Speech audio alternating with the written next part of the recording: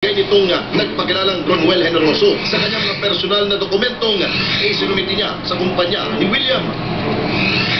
Upang makatiyak, muli kaming nag-verifika sa kami lumalabas sa bagamat wala ito nakatalang criminal records sa nabanggit na ehensya ay kaparehong address pa rin ang lumalabas na nasa personal record ito. Just the same, ganun pa rin. Wala pa rin tayo nakuhang information for any derogatory record.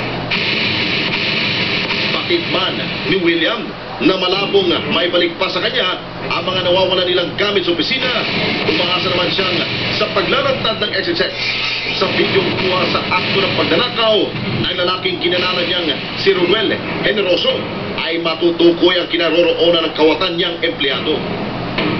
Mag-ingat lang kayo sa taong to kung mag-a-apply to sa office nyo or kung saan nyo man lang siya makita, i-report nyo kaagad sa mga police station. Huwag nyo magkakatiwalaan tong taon to para hindi kayo maging biktima.